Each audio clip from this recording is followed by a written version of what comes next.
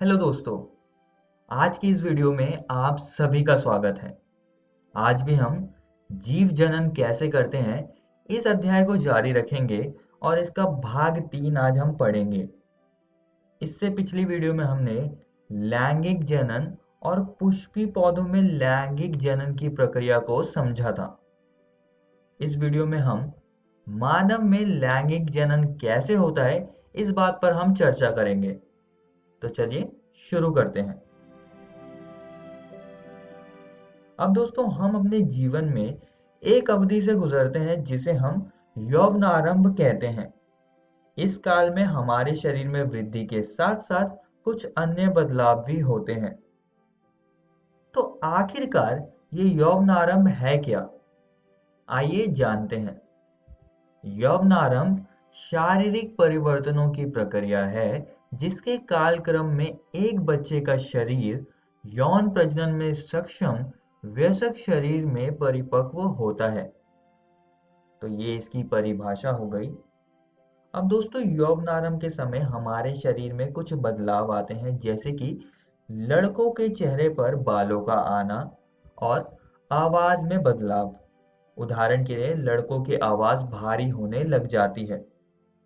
और इसी के साथ साथ लड़के और लड़कियों में मुहांसों का आना और उनकी त्वचा तैलीय हो जाना, ये भी यौवनारंभ के लक्षण हैं।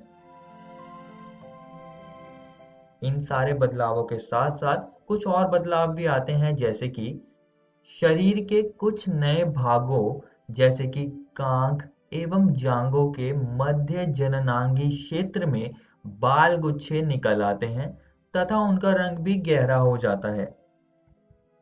पैर, हाथ एवं चेहरे पर भी महीन रोम आ जाते हैं। लड़कियों में स्तन के आकार में वृद्धि होने लगती है। इस समय लड़कियों में रजोधर्म होने लगता है। तो ये सारे यौवनारंभ के कुछ लक्षण हैं।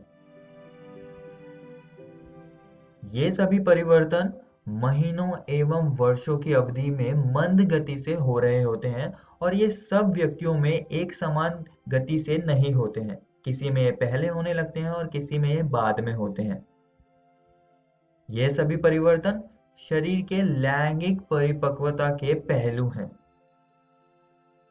और दोस्तों जब कोई व्यक्ति यौन रूप से परिपक्व हो जाता है तो शरीर में युग्मक जनन की प्रक्रिया भी शुरू हो जाती है। नर शुक्राणुओं का उत्पादन करते हैं और मादा अंड का उत्पादन करती है।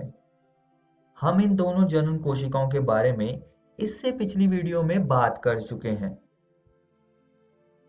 और अगर इन दोनों युग्मकों का संलयन हो जाता है तो इससे युग्मनज बनता है और इस प्रक्रिया को हम निषेचन कहते हैं। तो लैंगिक जनन में निषेचन की प्रक्रिया बहुत महत्वपूर्ण है और अगर हमें इन युग्मकों को उनके लक्ष्य तक पहुंचाना है तो हमें कुछ विशेष अंगों की जरूरत पड़ती है। तो अब हम इन्हीं के बारे में बात करेंगे। हम सबसे पहले नर जनन तंत्र को समझेंगे। नर जनन तंत्र के अंतर्गत एक जोड़ा वृषण सहायक नलिकाओं के साथ साथ कुछ ग्रंथियां और बाह्य जननेंद्रिय शामिल हैं। जरा यहाँ देखिए, ये मैंने नर जनन तंत्र का एक चित्र यहाँ पर दिखाया हुआ है। यहाँ पर वृषण होता है और यहाँ पर ही शुक्र जनन की प्रक्रिया होती है। और ये वृषण एक थैलीनुमा संरचना में होता है जिसे हम वृषण कोश कहते हैं। यहाँ पर शुक्र वाहिनी होती है और यहाँ पर स्खलनीय वाहिनी होती है।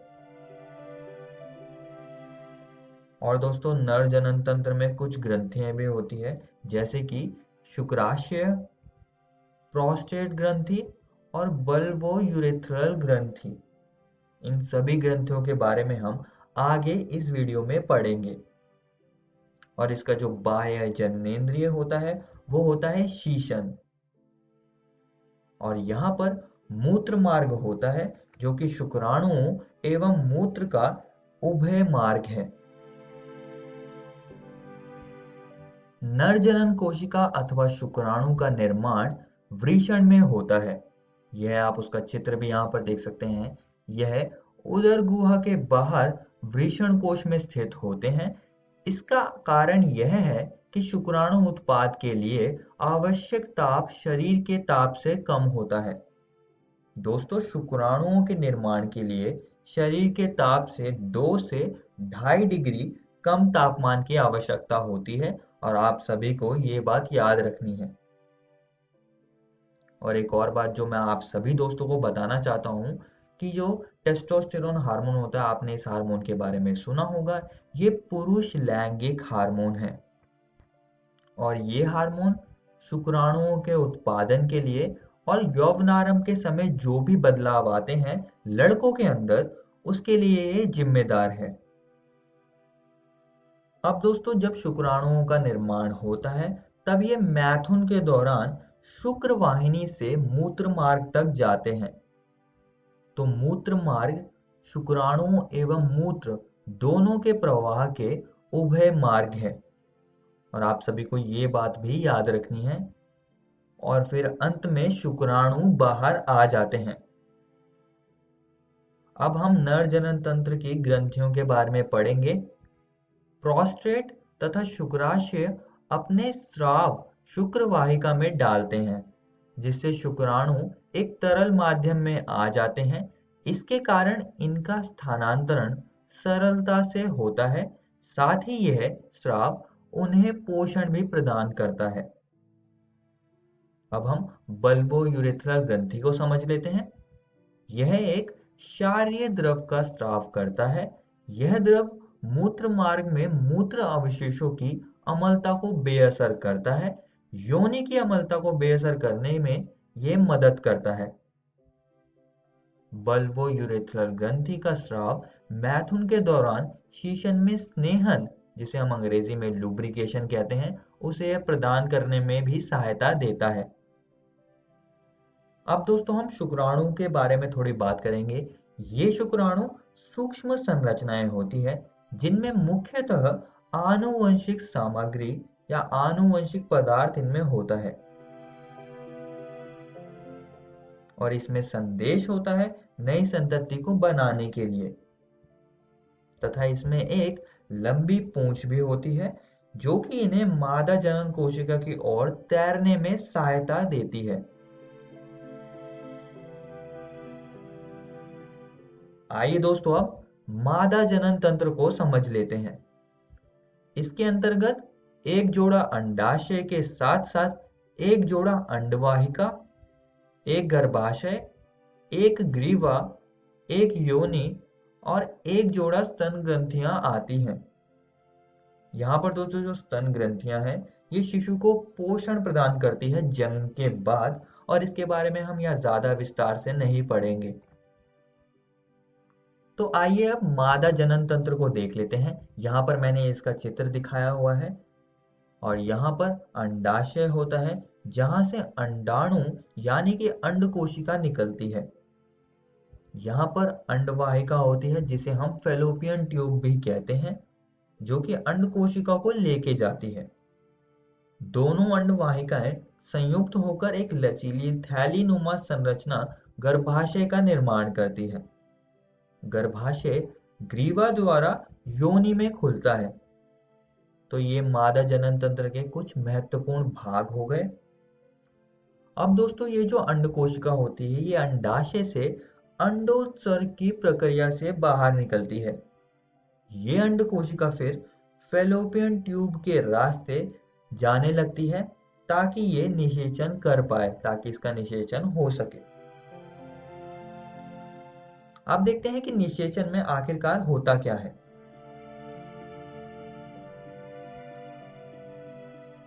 मैथुन के बाद शुक्राणु योनि से होकर अंडाणु की तरफ जाने लगता है, और इन दोनों जनन कोशिका के संलयन से युग्मनज बनता है।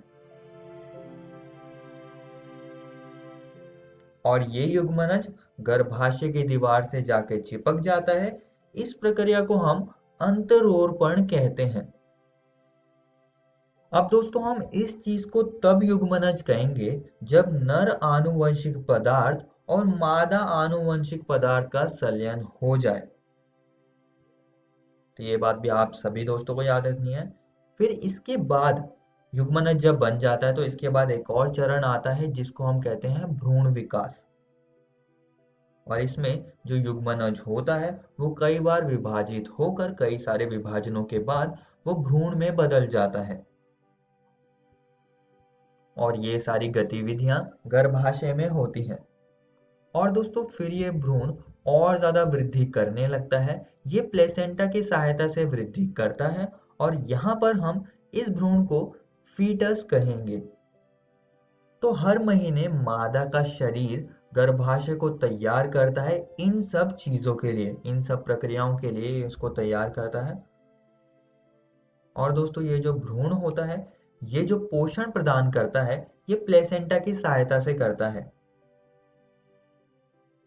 और ये भ्रूण कुछ अपशिष्ट पदार्थों का उत्पन्न भी करता है जो कि प्लेसेंटा के माध्यम से ही इसका निपटान किया जाता है। आइए दोस्तों अब प्लेसेंटा को थोड़ा समझ लेते हैं। यह एक तश्तरी नुमा संरचना है जो कि परिवर्तनशील भ्रूण और मातृ शरीर के बीच एक संरचनात्मक एवं क्रियात्मक इकाई है। और ये प्लेसेंटा गर्भाशय की भित्ति में धंसी होती है। इसमें भ्रूण की ओर के ऊतक में प्रवर्ध होते हैं। मां के ऊतकों में रक्त स्थान होते हैं जो प्रवर्ध को आच्छादित करते हैं।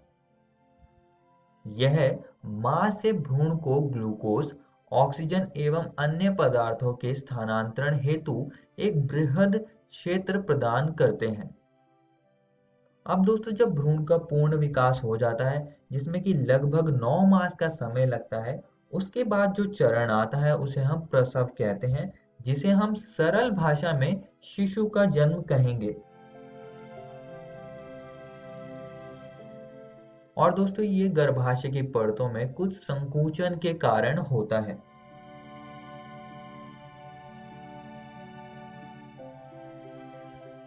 दोस्तों अभी तक हमने बात की कि अंड के निषेचन के होने के बाद जो जो घटनाएं होती हैं इन सभी चीजों के बारे में बात करी। पर क्या होता है जब अंड का निषेचन नहीं होता? आइए इस बात का जवाब यहाँ पर हम ढूंढेंगे। जैसा कि दोस्तों हमने अभी बात करी कि गर्भाशय हर महीने अपने आप को निषेचित अंड को लेने के लिए तैयार करता है। गर्भाशय की अंतः भित्ति मांसल एवं स्पॉन्जी हो जाती है जिससे कि ये निषेचित अंड का यानी कि युग्मनज का ये अंतरोपण कर पाए। लेकिन अगर किसी वजह से निषेचन नहीं होता है तो जो अंड होता है वो 1 दिन तक जीवित रहता है। तो इस केस में गर्भाशय की परत की जरूरत नहीं होगी क्योंकि अंतरोपण तो होगा ही नहीं। तो इसके कारण गर्भाशय परत धीरे धीरे टूटकर योनि मार्ग से रुधिर एवं म्यूकस के रूप में निष्कासित होती है। इस चक्र में लगभग 1 मास का समय लगता है तथा इसे ऋतुस्राव अथवा रजोधर्म कहते हैं। इसकी अवधि लगभग 2 से 8 दिनों तक की होती है। तो क्या होता है जब अंड का निषेचन नहीं होता है? अगर अंड का निषेचन नहीं होगा तो ऋतुस्राव यानी कि रजोधर्म होगा। और ये बात आप सभी दोस्तों को याद रखनी है। दोस्तों कुछ ऐसे मानव में लैंगिक जनन होता है और नए शिशु का जन्म होता है। आज की इस वीडियो में हमने यौवनारंभ पर थोड़ी सी चर्चा करी जिसमें कि हमने क्या क्या बदलाव होते हैं इनके बारे में हमने जाना। और साथ ही में हमने मानव नर जनन तंत्र और मादा जनन तंत्र पर भी चर्चा करी। फिर इसके बाद हमने निषेचन तथा भ्रूण विकास पर एक नजर डाली और इन सब प्रक्रियाओं के बारे में इस वीडियो में हमने बात करी।